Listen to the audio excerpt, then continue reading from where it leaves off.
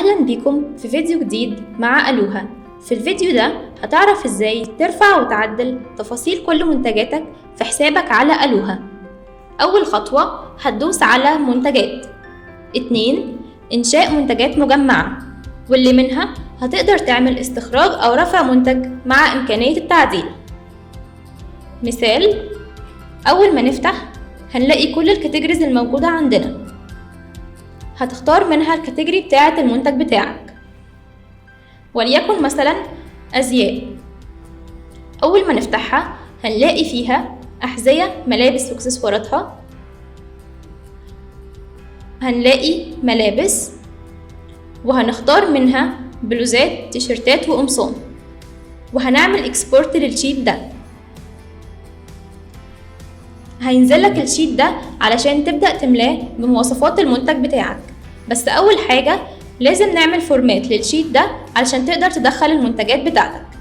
من فوق هنختار فورمات، ومنها هنختار unprotected sheet.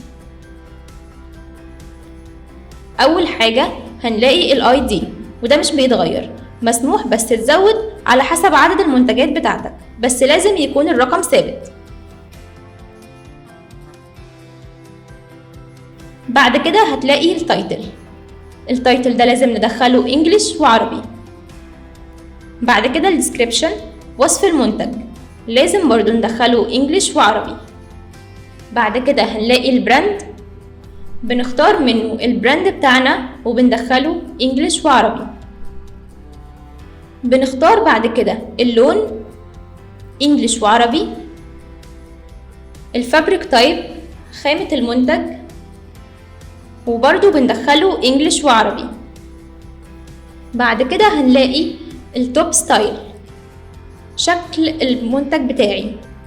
بفتح القائمة بلاقي اشكال كتير، بختار منها شكل المنتج بتاعي، وبرضو بختاره انجليش وعربي. بعد كده بلاقي السايز، المقاس برضو بدخله انجليش وعربي. التارجتد جروب، المنتج ده انا عامله لمين. هنفتح القائمة هنلاقي ولاد، بنات، رجال، للجنسين، حريمي. بعد كده بنلاقي سليف لينس، دي طول الكم، وبرضو بختار من القائمة قدامي طول الكم بتاع المنتج بتاعي، وبرضو بدخله انجليش وعربي. بعد كده بلاقي نيك ستايل، بختار شكل الرقبة بتاعتي انجليش وعربي. بعد كده بدخل الموديل نمبر، بس لو انا ما عنديش موديل نمبر بكتب هنا NA.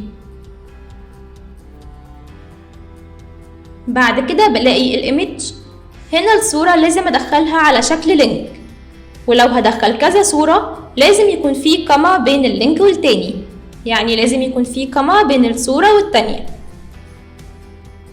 بعد كده بلاقي is folder، دي بحط فيها no. السبلاير SKU، ده الكود بتاع المنتج، كل منتج ليه الكود الخاص بيه وما ينفعش يتكرر. is new، هنا بختار yes لان المنتج بتاعي جديد.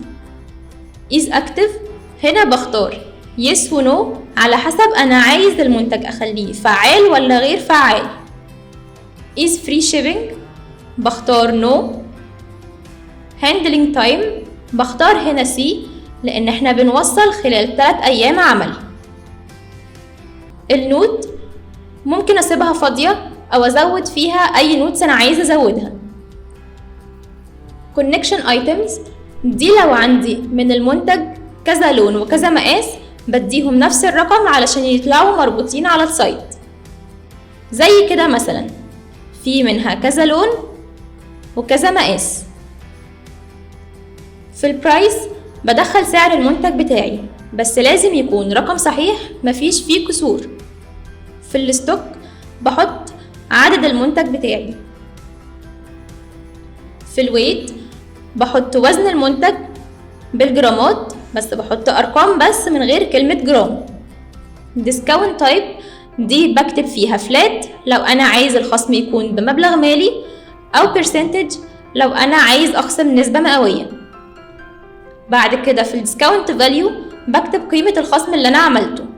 seller shop name بكتب اسمي كتاجر. is returnable لو كان في إمكانية للمنتج ده إن هو يرجع أو لأ. is drop off بسيبها فاضية. ال FBA دي لو أنا عايز أخزن المنتج بتاعي في مخازن تبع الألوها أو لأ. بختار yes لو أنا عايز أخزنها في مخازن ألوها، وباجي في الهب بختار المخزن اللي أنا عايز أخزن فيه، سواء كان مهندسين، اسكندرية أو نزهة. وبكده أنا بكون دخلت كل الداتا بتاعت المنتجات بتاعتي في الشيت، وبعمل سيف. برجع للصفحة بتاعتي على ألوها وبختار تصدير ملف اكسل، واللي منها هختار الفايل بتاعي واختار حفظ. وبعد كده بيتم المراجعة من قسم المراجعة الخاص بالشركة، وبعدين بيتم الموافقة على المنتج أو رفض المنتج. بيجيلك رسالة على إيميلك، وده طبعا بيسهل عليك إنك تجمع منتجاتك مرة واحدة وترفعه مرة واحدة بعد ما تكون مليت بيانات الأصناف، وبدل ما تفضل ترفع صنف صنف بطريقة يدوية، كل ده هتعمله من خلال رفع الملف. شكرا ليكم، وانتظرونا في فيديو جديد لحساب البائع على ألوها.